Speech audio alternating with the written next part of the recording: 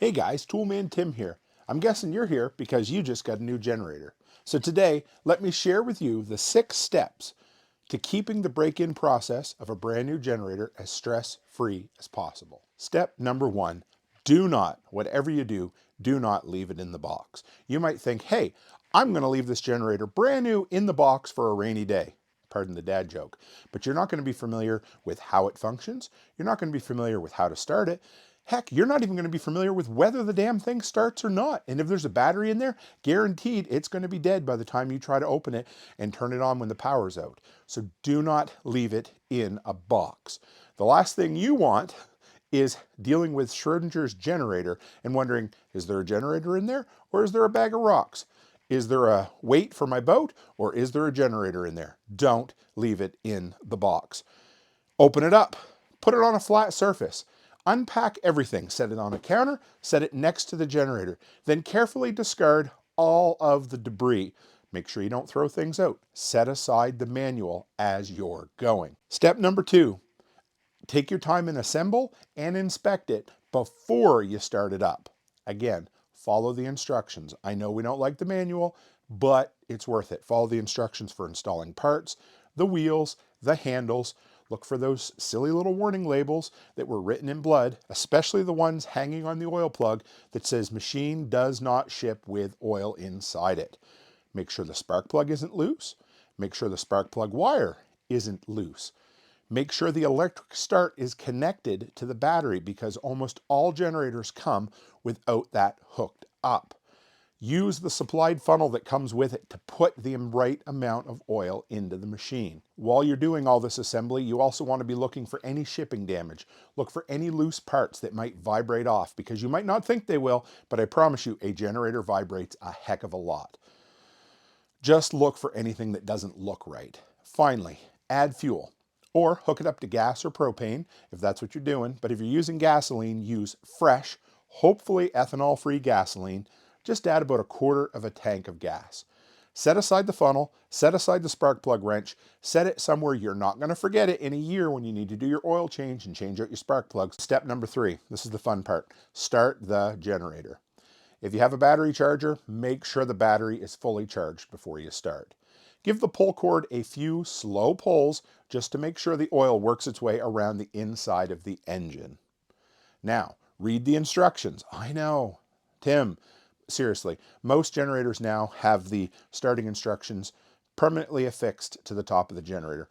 Read them carefully so that you don't piss yourself off or give yourself a nasty case of tennis elbow trying to start it. Feel free to use the electric push button start if the battery's fully charged, or use the pull start if you're feeling like you need an extra workout on your arms. Now, here's the thing. Let it run for a good 30 minutes without plugging anything into it. So a solid 30 minutes with no load on it whatsoever. Step number 4, gradually add load. Now that the generator is warmed up, feel free to add a small load. Maybe a box fan, maybe some battery chargers, a couple of lamps with incandescent light bulbs. Nothing too serious. This is the type of stuff I use when I'm doing my routine maintenance. Basically about 25% of the total power the generator can use. Run it at that for a little while. This is where you're going to start testing the outlets on your generator. You're going to plug something into each and every one of the electrical outlets and make sure they work. Test the GFI switch, test the breakers, test the switches, test the lights, everything on your generator. Make sure everything's working the way you want it to, because this is when you want to do a warranty claim. And if there's something wrong, it's almost invariably going to be as soon as you take it out of the box. Now from there, we're going to work up to 50% and then 75% of electric load over time. It's important to run it for a while with zero load. Now we're up to 50 to 75.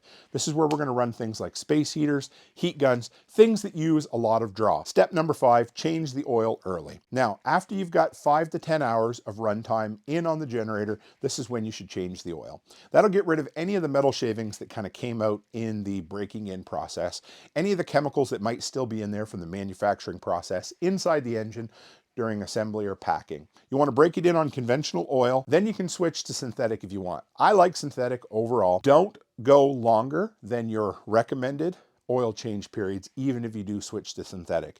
It's just going to extend the life of your engine. Make sure you stick to what most of them say, around 50 to 100 hours of runtime, or once a year, whatever comes first. Change the oil, inspect the air filter, clean it if it needs to, And lots of people say inspect the spark plug. I want to tell you, I just take that bugger out, put it in a bin somewhere, and put a fresh spark plug in every single year. Number 6 is going forward, the routine maintenance. And the first thing I would recommend is install a trickle charger. Even though most generators have a built-in circuit that will charge your battery when it's running, while it's sitting there, it's not doing it any favors. So get yourself a $20 trickle charger off of Amazon, hook it up permanently, keep it plugged in to keep that battery topped off so that you don't have to break your arm trying to start a cold generator every time. Run your generator every 1 to 3 months. When you do that, check that all the outlets are working. Plug something into each of them. Put it under a solid load for a full 30 minutes so that it heats it up, burns any gunk that's in the carburetor, gets rid of any deposits. Here's the other thing. Only add enough fresh gas to run it for the 30 minutes. You can add some carb cleaner. My favorite is Seafoam at that point if you want to, and then let it run until it dies. Let it run until it runs out of fuel. Order spare parts. Get a spare air filter, get some spare spark plugs, have enough oil on hand so that you can do your yearly maintenance without needing to run somewhere and pick it up. If you want to know more about what I do for routine maintenance going forward, check out this video I did right here. And if you stuck around to the end of this video, that means I make this content just for you. So do me a favor, hit the subscribe button, stick around. And as always, stay happy, stay healthy, and have a great week.